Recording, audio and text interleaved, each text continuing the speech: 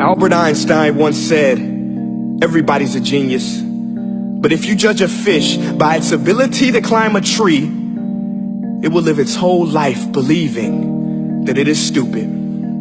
Ladies and gentlemen of the jury, today on trial we have modern day schooling. Glad you could come. Not only does he make fish climb trees, but also makes them climb down and do a 10-mile run. Tell me, school, are you proud of the things you've done? Turning millions of people into robots, do you find that fun? Do you realize how many kids relate to that fish? Swimming upstream in class, never finding their gifts, thinking they are stupid, believing they are useless? Well, the time has come, no more excuses. I call school to the stand and accuse him of killing creativity, individuality, and being intellectually abusive. He's an ancient institution that has outlived his usage.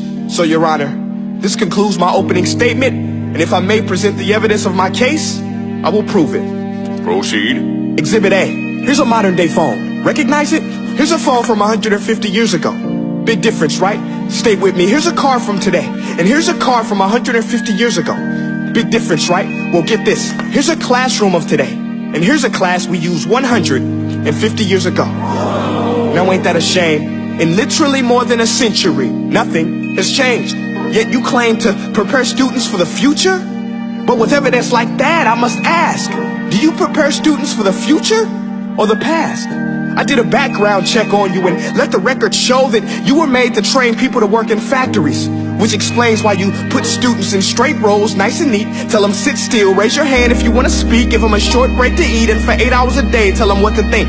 Oh, and make them compete to get an A letter which determines product quality, hence grade A of meat.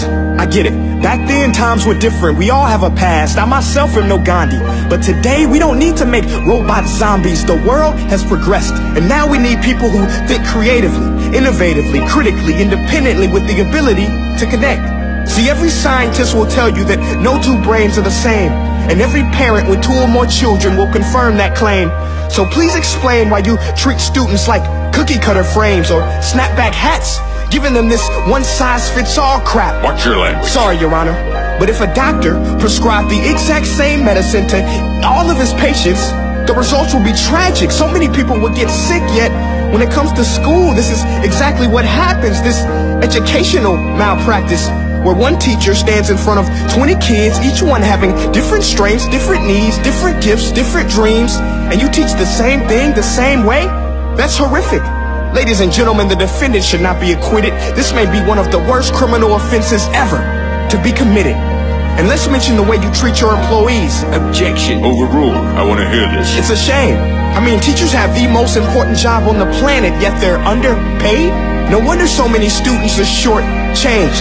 Let's be honest, teachers should earn just as much as doctors, because a doctor can do heart surgery and save the life of a kid, but a great teacher can reach the heart of that kid and allow him to truly live. See, teachers are heroes that often get blamed, but they're not the problem. They work in a system without many options or rights. Curriculums are created by policymakers, most of which have never taught a day in their life. Just obsessed with standardized tests. They think bubbling in a multiple choice question will determine success. That's outlandish. In fact, these tests are too cruel to be used and should be abandoned, but don't take my word for it. Take Frederick J. Kelly, the man who invented standardized testing, who said, and I quote, "These tests are too cruel to be used and should be abandoned." Ladies and gentlemen of the jury, if we continue down this road, the results will be lethal. I don't have much faith in school, but I do have faith in people.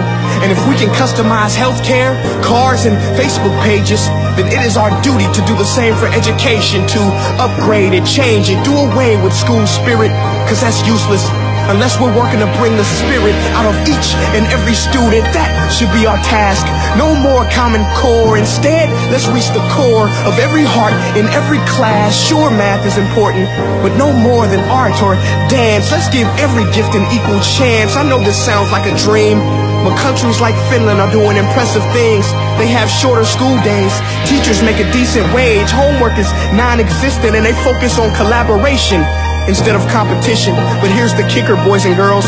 Their educational system outperforms every other country in the world. Other places like Singapore are succeeding rapidly. Schools like Montessori, programs like Khan Academy. There is no single solution, but let's get moving. Because while students may be 20% of our population, they are 100% of our future. So let's attend to their dreams, and there's no telling what we can achieve. This is a world in which I believe, a world where fish are no longer forced to climb trees. I'll rest my case.